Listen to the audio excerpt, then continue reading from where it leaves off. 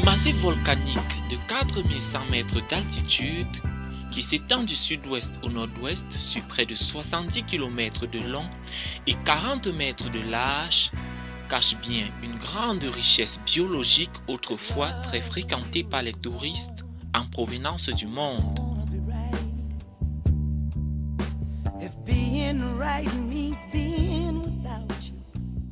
Si le mont Cameroun en lui-même est l'objet d'une grande curiosité, à travers son paysage unique au monde, le parc national éponyme, situé au pied de la montagne, a su au fil du temps inscrire son nom parmi les grandes aires protégées au Cameroun.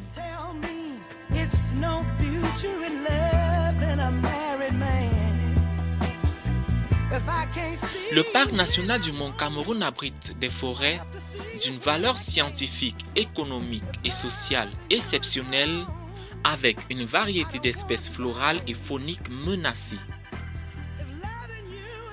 Cette zone désormais site protégé accueille la dernière population isolée d'éléphants de forêt de la région.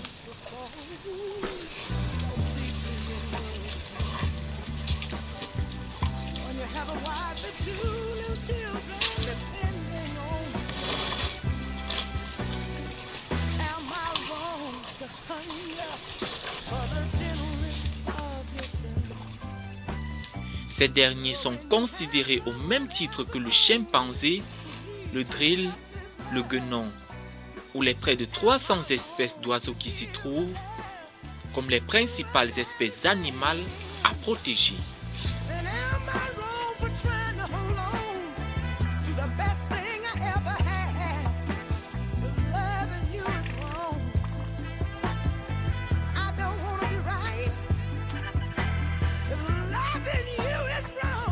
Le parc national du Mont Cameroun, d'une superficie de près de 59 000 hectares, s'étend de la forêt tropicale dense de basse altitude sur la côte atlantique à travers la forêt submontagnade et montagnade jusqu'à la savane vers le sommet.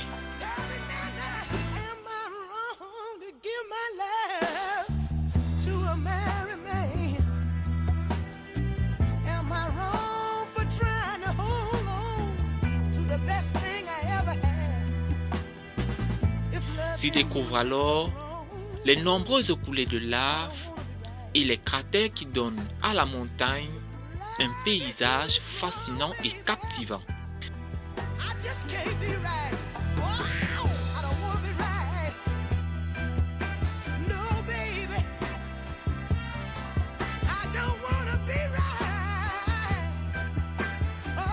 Il présente une grande diversité biologique et des parcours intéressants pour des compétitions.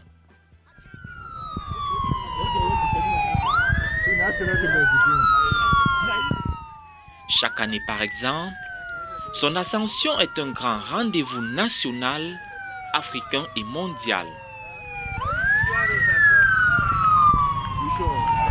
Baptisée course de l'espoir en 1996, la conquête du char des dieux suscite une émulation des sportifs venus d'horizons divers.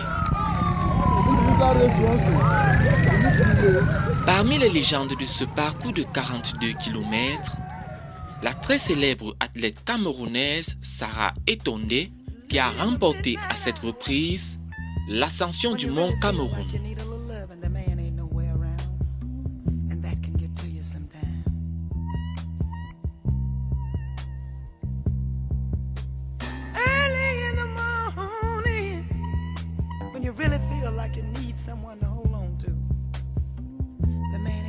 Deuxième sommet le plus haut du continent africain, derrière le mont Kilimandjaro, c'est un volcan à la fureur rare et dévastatrice.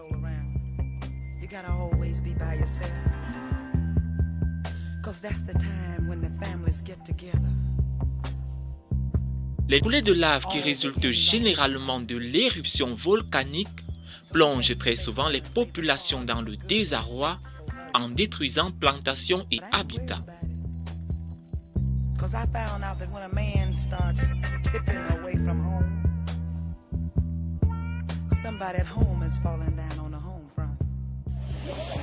We are General Hospital. Il arrive aussi souvent qu'à la suite de fortes pluies, comme cela a été le cas en 2020, que des mouvements de terrain s'observent sur la montagne. Ce jour-là, les populations de Buea se sont levées les pieds dans les eaux. Flood from the mountain, Buea Mountain. Une situation ayant entraîné un ralentissement des activités quotidiennes et des conséquences au plan économique et environnemental.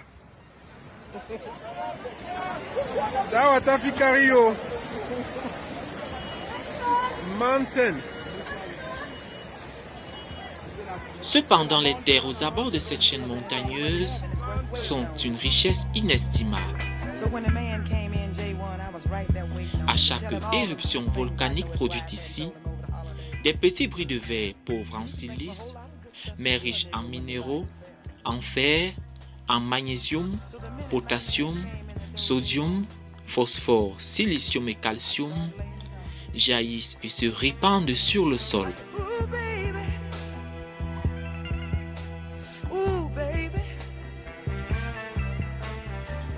Ces engrais naturels sont aujourd'hui propices à la culture de l'hévéa, du palmier à huile, du bananier et du théier.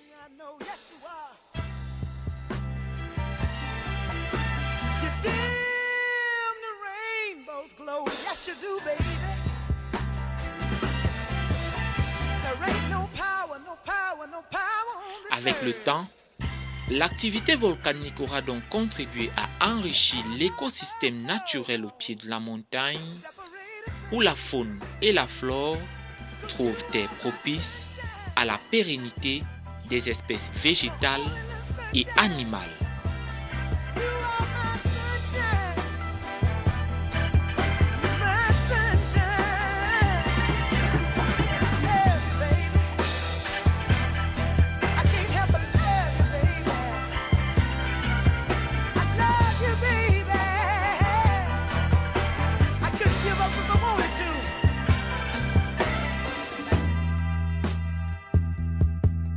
You know, I don't want to leave you with a one-sided conception over this thing. Anyone out there in my shoes this evening, I want you to know what I'm talking about. I want you to know that there's two sides to this thing. There's a good side to being in love with a married man. And I like it. 'Cause you see, when you're going with a married man,